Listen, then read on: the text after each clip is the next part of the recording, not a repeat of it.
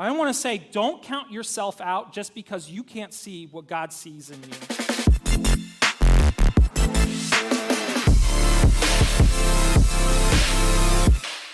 If you're wondering, why does this guy's face look so familiar, you can thank Kim Lawless for that. There she is. I was wondering if she was going to be in the room.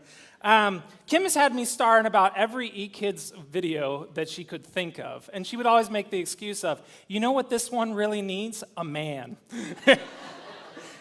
And so I have gone outside my personality with her many, many times and have done things. And if you want to check those out, here's my ridiculous plug for eKids Studios. You go on YouTube, it's on eKids Studios, and there's tons of videos your kids can watch. And they're like a minute long, and some are 15, and you just keep going. Is that good, Kim? Is that enough? Okay, great.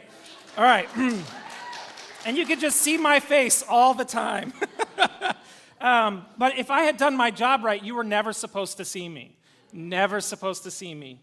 But I'm Rick. My wife, Michelle, is with me today, along with some friends. We have 2 kids, Noelle and Josiah.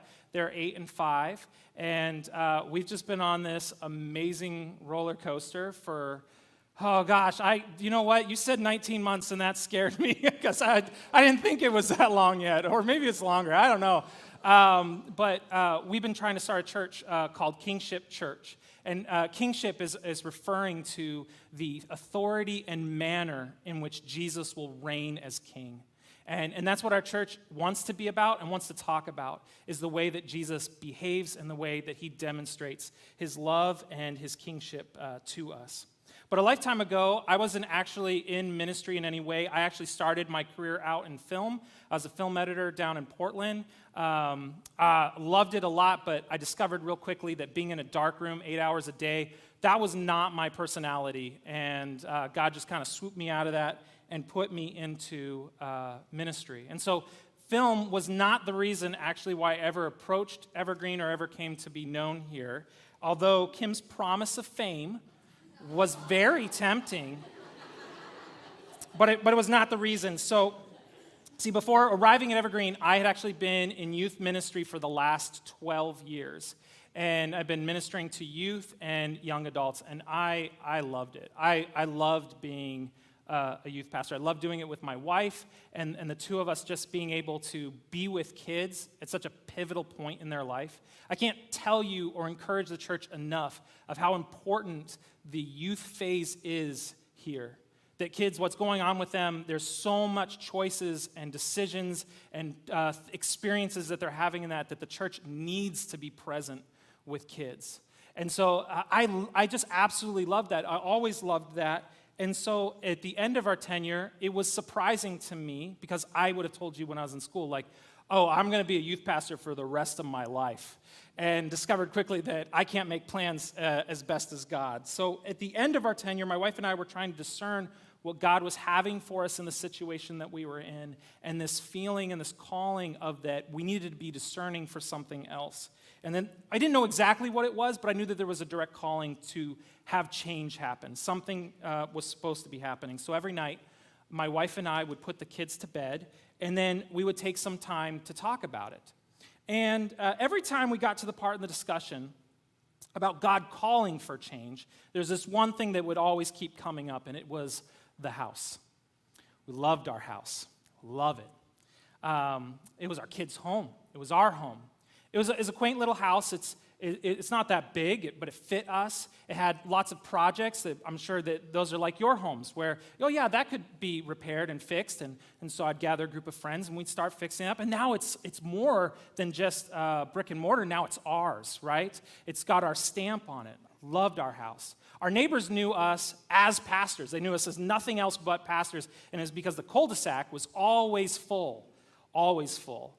There were youth constantly. I don't think my kids knew what life was or what family was without youth around, right? They're just constantly there. One time, we actually got 75 kids in this home, and I don't recommend it. But we did it, and we loved it. We loved that type of life that we were building. And so to think about, that he's calling for something different, and then the house, which is like, what about the house? Love this house. And so we just like, it's too much. I can't, let's just veg out for the rest of the night. And we would get into the crevice of the couch, and then we would just turn on the TV. We wouldn't even pray about it. And until we realized what the house actually was for us. It took some time, but we realized that the house had become an idol. It had become a barrier that kept us from exploring what God had for us. But what's the worst part is it was actually something that we valued more highly than God himself, and the house and the life that we built around it. It stopped us from praying because the thought of letting it go was just too overwhelming. And that means it kept us in a state in our life which was not the fullness of life that God wanted to have for us. That's what idols are. They're the thing that replaces the position of God, whether it's in his authority, whether it's in the plans that he has for us, or the goodness or the love that he demonstrates to us. Sometimes we just kind of go, that's nice. I think this is better, right? Idols are the dethroning of the king. And most of the time, it's very subconscious. It's not like we sat there and we said, let's not pray. Let's not do that tonight. It's like we just never thought of it. It never came to mind that we even should pray or that we needed to pray. It was a lack of understanding in that, and then the importance of what praying would be for us in that moment. We acted like the idol could provide the better thing, the better life. And sometimes we all trust idols to fulfill us more than the author of the universe, the one that's actually titled Sustainer of Life. So we realized more than just changing our mind about the house, that we needed to surrender the idol to God and remove it. And we committed to selling the house. And then once we did that, once that happened, God spoke clearly and purposefully. See, what we needed first was to become available to respond to God. And at that point, we were just not there yet. That's not to say that there weren't moments of doubt or why, but we recognized God's placement on the scale of importance and acted upon that. See, to be available to God's use requires two very important things. First is that we center our lives around the story of God's kingdom, knowing that it's his kingdom, and his kingdom is being backed up and told by the true author. So Jesus commands us, but seek first his kingdom and his righteousness, and then all things will be given to you as well. See, it's not that we can't have nice things. We can certainly have a house, a family, that boombox with the detachable speakers. We can have all that stuff, and it's good stuff. But when we choose to put it before God, what we're actually doing, we're not letting God use it because we're not giving it to him. See, as we work and build a life here on earth, we can become filled with the worry about all the things that help us sustain our picture-perfect life. I think we say that phrase an awful lot, picture-perfect life, and we talk about it as if other people have that, right? But not us, right? We're living for God. But it's surprising how much even I realize how much that's driving me. We miss that his kingdom is the centerpiece of the table where all other things flow from and complement the central focus around his righteousness, his true goodness that he has for us. I'm really into decor. Our house is awesome. It looks cool. And there's always something in the center or something of the room that draws, and everything else flows from that. And that's what God does with his goodness and his righteousness, is that when it's the centerpiece, it's the first thing that your eyes are drawn to, everything else is reflected by that thing. The second thing that we need is the readiness to respond, that because of our focus, that we're not distracted, and that we can choose to respond when God calls us to action. That is when we are activated. And it's this word that has been ringing in our ears at Kingship, and we can't kind of get away from it. There's a new movie coming out. It's called Free Guy. It stars Ryan Reynolds. I'm sure it's going to be funny. I'm not endorsing it. I haven't seen it, but I have seen the trailer about 19 months because it was supposed to come out at the beginning of COVID, and it's finally arriving. But the story of Free Guy is supposedly this, is that it's just a guy he's just a normal dude going around his life until he puts on these glasses and he discovers that he's in a video game. right? That it's Grand Theft Auto all around. He looks around, everything's got price tags, all sorts of rewards he's supposed to get. And that is what it's like to be activated. That we're walking around in life, and then all of a sudden we can put on this new vision, these new eyes, and see the kingdom that's actually laid out in front of us, and everything looks different. That's what it means to be activated. And so, being activated in the moment in the Bible, it reminds me of Isaiah 6. And so that's where we're going to spend most of our time this morning. And so if you have a Bible, you can open it up to Isaiah 6. We're going to look at the first few verses together, but I'll kind of explain and give you a little heads up of what's happening. This is the moment in the Bible when Isaiah is commissioned by God to deliver the Lord's message to his people. See, the northern and the southern kingdoms of Israel were both spiritually and literally falling apart. They were plagued with worship of false idols and being overthrown by their enemies. And the message that God was demanding, commanding, and asking to be delivered was one of judgment, but it was also one of salvation. And then there's a reason why it was those two things together. And so Isaiah retells his encounter here in chapter 6 of his encounter with God. He has a vision, but it's more than that. It's a visible manifestation that he is now seeing and in the presence of God. It's accompanied by these angelic creatures who couldn't even look upon God's holiness. These creatures actually had like 3 sets of wings, so they had 6 wings. And in these sets, one was covering their feet that dare not touch the ground. And then the other set's actually covering their eyes so that they cannot see the holiness of God. And that's why in the verses it talks about God's holiness. It says, holy, holy, holy. 3 times. 3 times. Ever wondered why in the Bible that it always says holy, holy, holy? Is because what it's doing there is setting apart how holy God is. It's not just that he's holy. He is holy, holy, holy. And so these extra wings would guard them from their unworthiness to see upon this holiness. And it begs the question, how on earth is Isaiah allowed to look upon God if these creatures can't? Unless, of course, it's by the grace of God that he's allowed to do this. And so Isaiah, he gives us into a glimpse of what God looks like. And he doesn't describe God's face like he's got a couple dimples, he's always smiling. He kind of just, I don't think he can, because everything else around him is just, his glory is so much. And so he describes the details around what's happening.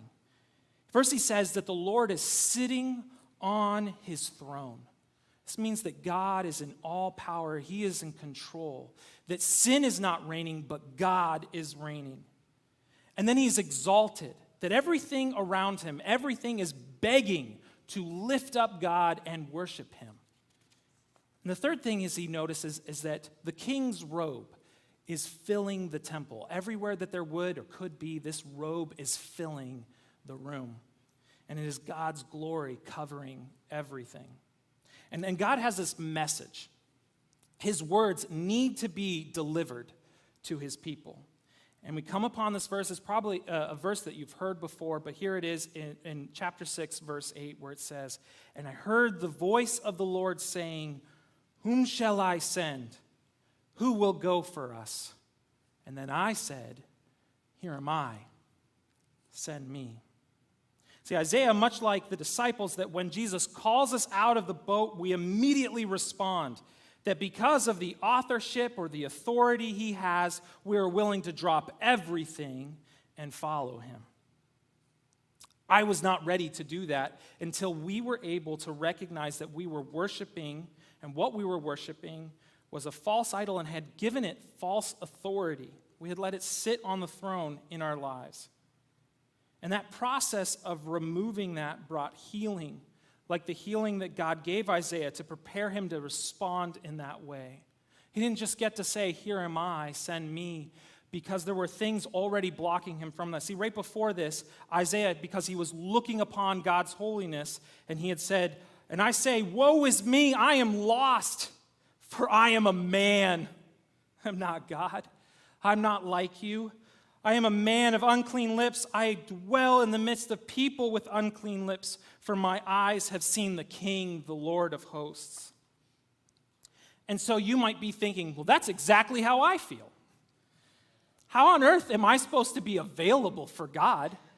I'm a wreck. Why would he even use me? Well, I want to say, don't count yourself out just because you can't see what God sees in you. Because I almost did that too. And God brings forward to Isaiah this burning coal from the altar, where the altar is in the presence of God in the Holy of Holies, and it is taken upon there, and then it is placed on Isaiah's lips.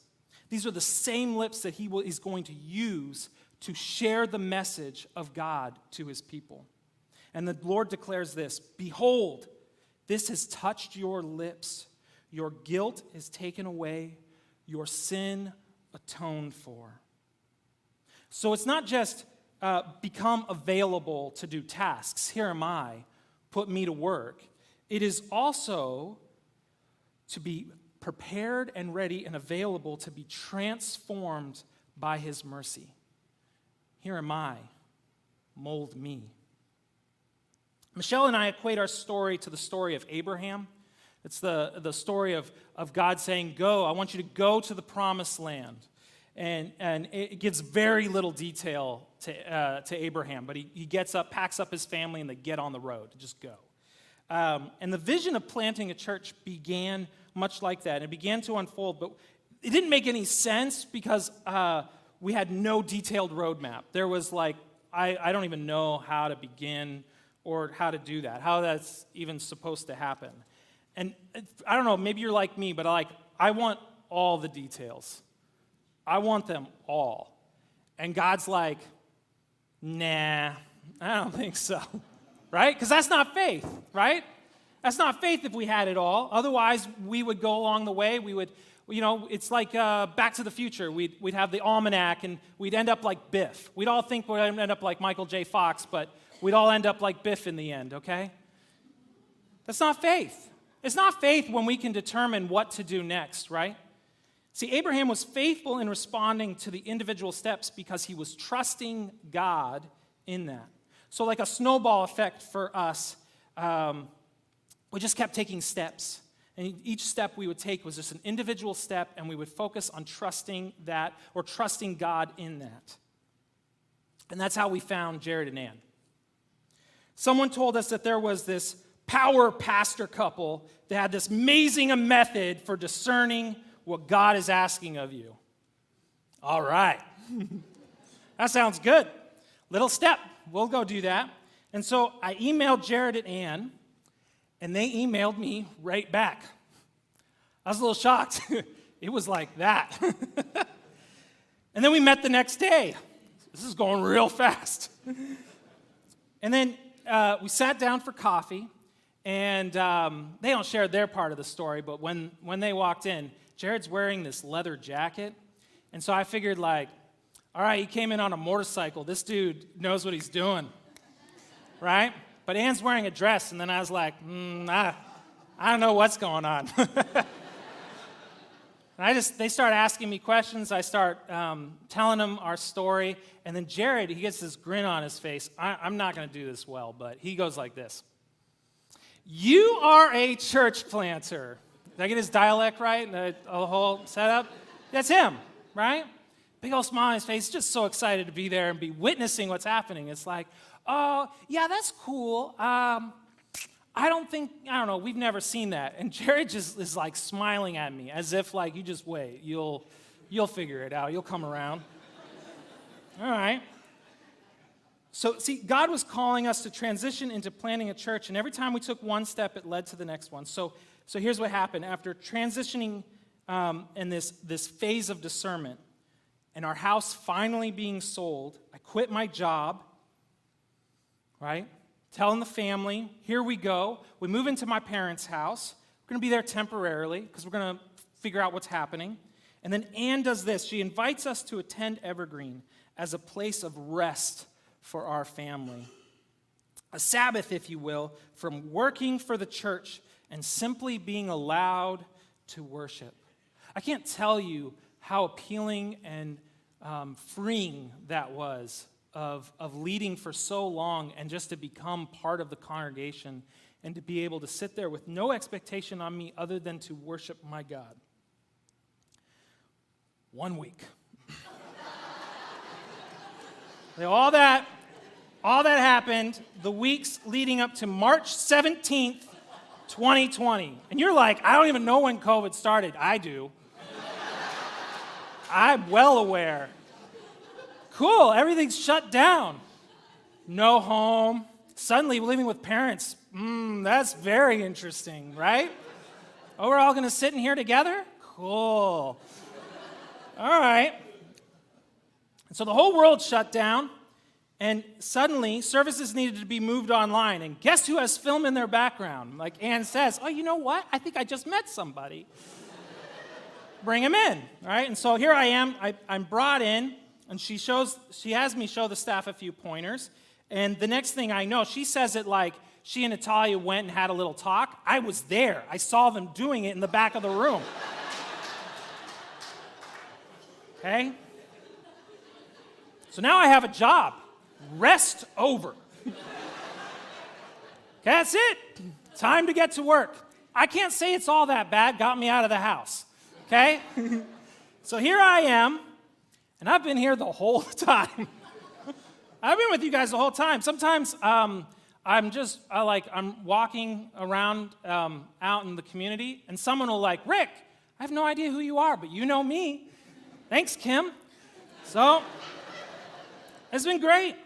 And so I've been able to just get back into film in a weird way. All my tactics, all my understanding of technology, it's all old. But it's been fun. And while I've been here, this is what the Evergreen staff is always asking me. Why are you here? Aren't you supposed to be starting a church? Yes, I am. Which I have been. I've been doing that the whole time. And we're still moving forward on church planting, and today our launch team is here with us. But I don't think they even realize how significant that question was to me. Why am I here? Why has God placed me at Evergreen in this capacity? Forget the timing, because the timing is a godsend. It's the timing alone just explains away and explains so much. But it's the role at Evergreen that fascinates me.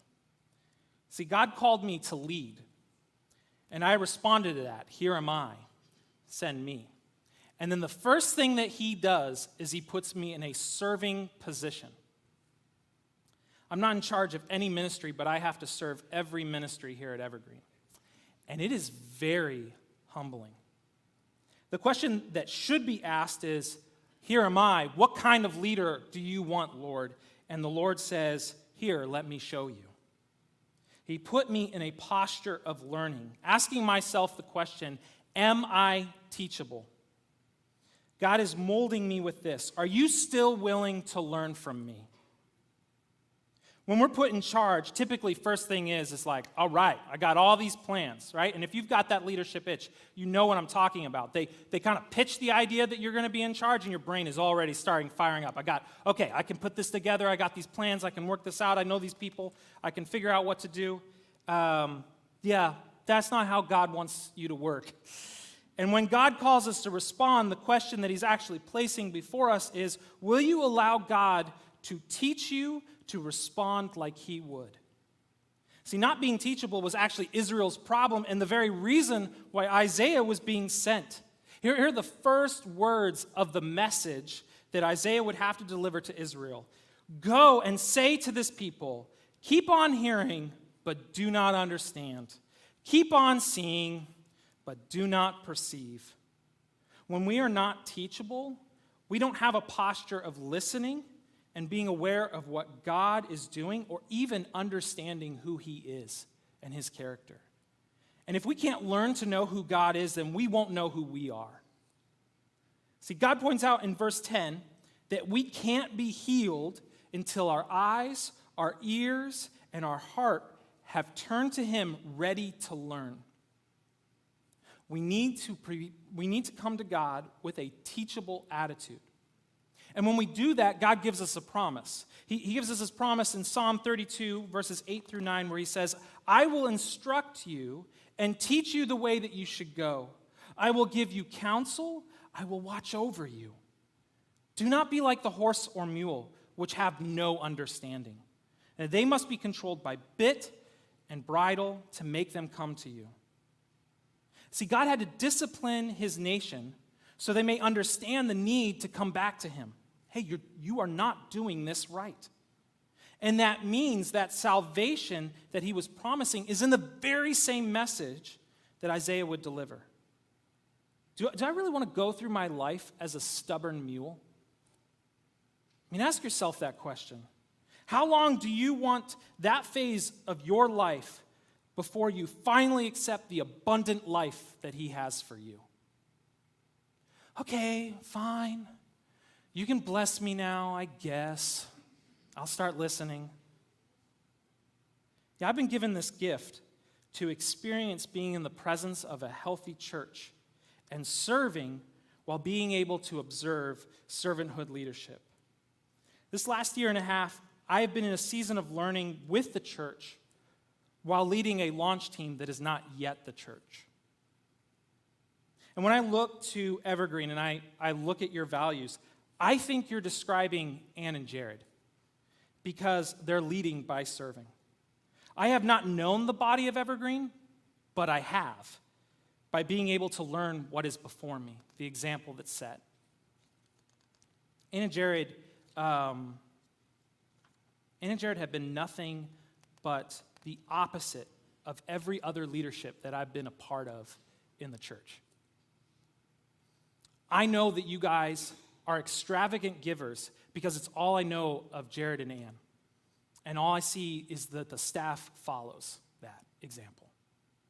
I've been able to learn through differences, new people's experiences, their understandings of God, whether that's ministry strategies, coaching, walking through COVID, just doing life together. Heck, even theology. I've been given this gift to sit down with Jared and talk about who God is and just talk about our viewpoints. We don't always come eye to eye with everything, but that's part of the joy of learning and being able to hear someone else's new experience of how they're understanding God. I will say I've got Jared coming around to my line of thinking. It's going to take a couple more sessions. I'm just kidding. I'm just kidding. Just kidding. Has been this blessing. And what I've loved about Evergreen has been learning the nature of ascending church. That the gospel of Jesus stands as the centerpiece. Kingship and Evergreen have different ministry focuses, but the centerpiece remains the same. And that bonds us. This time of being able to be aware of what God is doing here has activated me to the mindset of the sending church. Activation is at the center focus of what God is truly doing to us, that we may be awakened from our slumber into this fullness of life that places us into the action of his kingdom, where we can freely stare at the glory of our King on his throne, and his robe is wrapped around us, making us a clean people. Like I said, activate is what Kingship.Church wants to be about. And our vision statement is this, that our desire as his church is to help his people come to understand their purpose and value in Christ and equip them to be active in his kingdom. I firmly believe that God has called me out of what I was doing, even though it was for him, for that vision of witnessing people experience the same thing that happened to me when Jesus got a hold of me. You know, in youth ministry, I saw this dramatic identity crisis happening with the youth. And it's not just been the last year, it's across the board in the last 12. And what I notice is that kids don't know who they are, but they have huge motivational issues. They have huge confidence issues. And I can't help but to tell you of one common thread that I saw happening. And it was so obvious as time went on. That the common thread that was taking place was that there were absentee fathers. It felt like we were putting on Band-Aids. We're just doing patchwork before these kids become adults. It felt like, well, good luck, right? And I've wondered if there was so much more that we could do preemptively to help kids instead of getting them at the last stretch.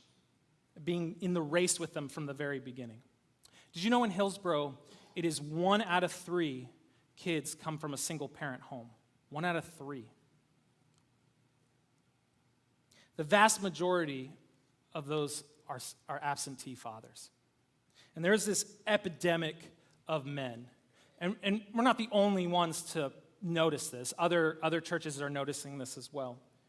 But there's this absence, not just in the presence, like they're just not around, but there's this absence in engagement. I went through kids that didn't have dads in their life. I have other kids that did have dads in their life and never saw them. Never saw them, and they never talked about them. See, men are absent in the home, the church, and the community, and it doesn't take very long to notice that. And so we've been asking ourselves the question of, like, what would it look like to build a culture that actually tackled that? And I don't mean like, well, we just have to have a really good, solid men's ministry. Because if that was the answer, the church would have solved this a long time ago, right? But just like some churches have focuses on certain needs that they see in the community, what if there was a church focused on this? What would it look like for the church that is both men and women chasing after this epidemic? And instilling and equipping all, not just one group of people or whoever we can get our hands on, what if we could equip all to become activated to their purpose and value? What if we could focus on discipleship of the whole family well, and that would take everybody in order to do that? Because the church is not one set of people. It's not young, it's not old, it's multi-generational. It's single, it's married, it's old, it's divorced, it's married. What if we could care about the future generation? What if the metric system was not how many people came on a Sunday morning? What if the metric system is that in 10 years, it'll be one, and it won't be 1 out of 3, it'll be 1 out of 10. That's our goal. We call these people sleeping giants. They're sleeping giants because they're not awake. They're just going through life. And they're giants because they do not realize the impact that they could actually have if they just simply woke up. If they just put on the glasses and saw what God was putting around them. There's a story out of our launch team of an unengaged man who was not activated. Was just living life until someone came to him with intentionality and said, I want to take you for a beer. You and I, we're just going to go for a beer, you and I. And this guy thought, why me? That's really weird. Why is this person interested in me? And that conversation was one step that snowballed another step, and now that man is on our launch team and is planting a church. The person that said, I'll take you out to a beer, I don't think they could even think about what that moment would do for God's kingdom. Is that you? Is that your story? Are you the friend? Are you the one that needs to be woken up? It's because stories like that we have this goal and we want to put outreach first. As starting this church, we want our front door to be our outreach ministry, to create a social gathering where we remove hindrances of what the church has normally been like for these people that are like, I've checked out church, I'm not interested anymore. But it's intentionality where a friend can invite another friend, just come hang out and experience the church body without any hindrances. My goal is for them to walk in and be like, this is the church? I'm really confused. Oh yeah, it is, and we care about you. And we want to prioritize that in the launch, and in doing so, it's actually costly. It's not very common to put a leg out first and say we're going to do like social gatherings, outreach, going to the community. That's very expensive. So pray for us as we do that. We're in negotiation right now with McMinimums at the Roadhouse of what that might look like to say there's a place where people, it's a neutral space where people have already been, and to say that is where the church gathers. Why don't you come and be with us? We have these sleeping giants that can experience the presence of the church body in neutral space.